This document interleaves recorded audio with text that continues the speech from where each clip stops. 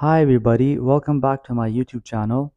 So since my last video, Alibaba stock has continued to go up and it is now currently trading at $144 a share.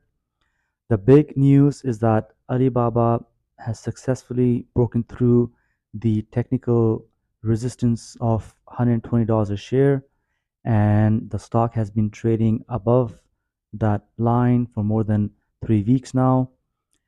Stock is near $144 a share right now, and it did pull back a bit couple of times, but the good news is that it came back each of those time. So things for Alibaba stock, technically speaking, are looking very good. It has a lot of momentum, and it looks like a lot of the buyers are staying put with this stock. Now, just like my previous videos, in today's video, I'm going to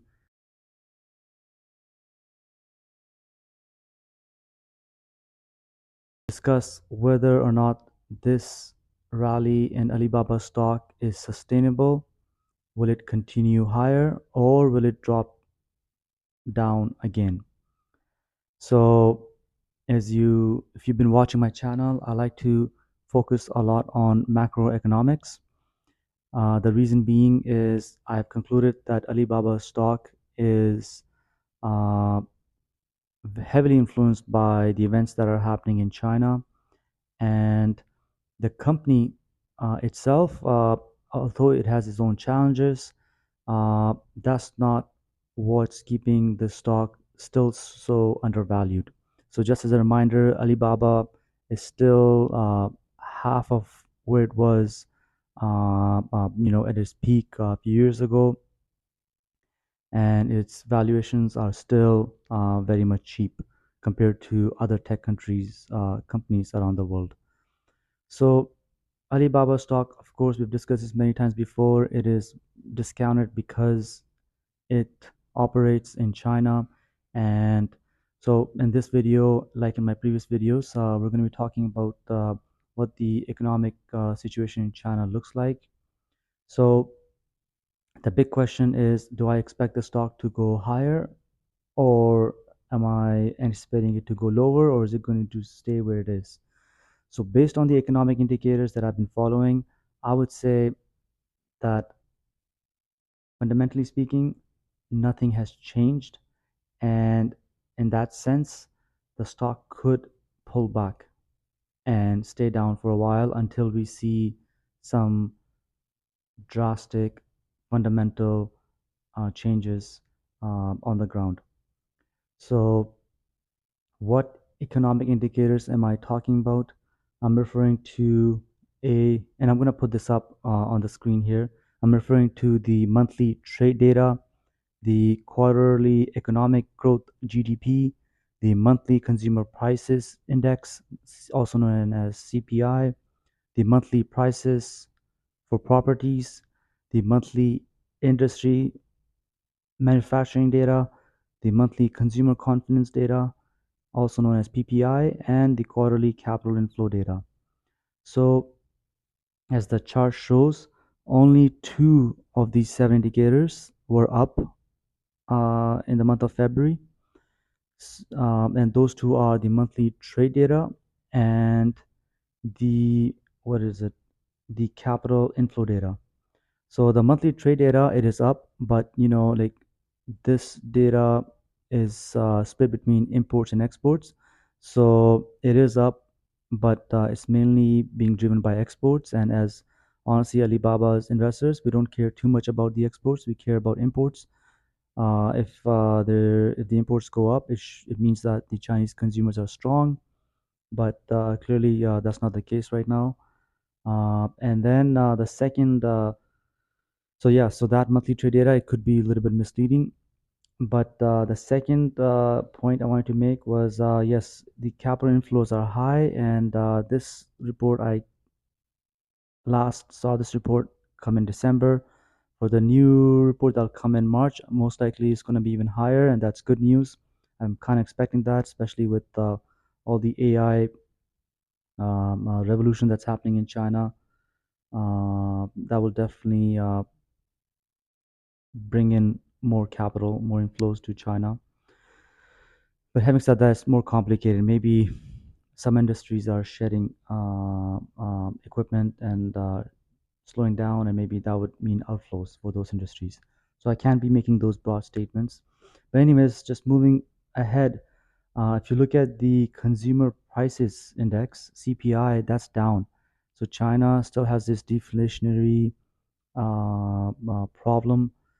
Uh, Products are getting cheaper, and that means it implies that people are not shopping, consumers are not buying products, and it means that they feel insecure, unsafe.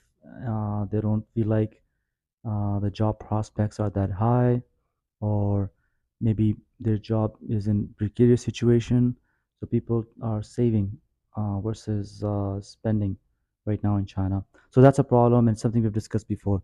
So overall, honestly, as you can see in the chart, things are not have not changed, and we're waiting for things to change, and that to show in the data.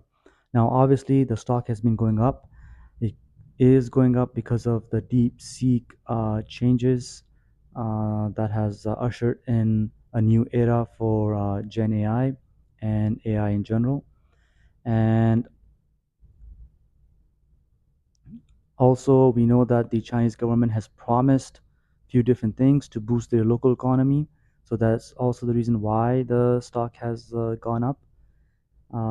So let's just talk about what the Chinese government has promised to do. They promised to expand their fiscal policies. They've promised to do rate cuts, and they've kept the ambitious local GDP growth targets at 5%, which is bullish. It means they kind of show that they're committed to, relatively speaking, high growth. So these are all good news, but we need to see Chinese government put this plan into action, and we need to see some results. Until that happens, I still, in the long term, I'm bullish, but in the short term, I'm bearish. So if you are a trader, honestly, like this channel does not really cater to traders. As you may know, I've been holding Alibaba stock since 2016, and this is more for long-term investors. But if you're a trader, maybe trim, take some profits, and like sell now and buy back when there's a pullback. That's not a bad approach. And of course, keep some of your position to go higher.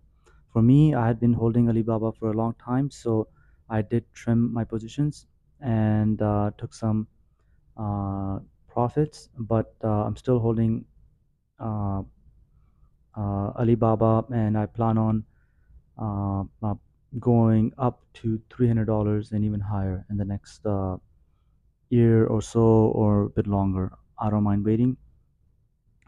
And on last note, I just feel really good uh, with the fact that stocks in the U.S. and uh, yeah, in Nasdaq and SP 500, they've been going down while Chinese stocks have been increasing. So people talk about bit diversifying your portfolio and buying crypto, buying gold, buying this and that. I just see Chinese stocks as being a great, not just safe haven, but it's a great way to diversify your portfolio because clearly you can see a big contrast between what's happening in the US versus what's happening in China. And on my last note, just with the last few weeks with what's happening in the US, there's so much chaos, so much uncertainty on the government level and on the market level. But when you look at China, things are much more calmer. The government there is confident and they're bold.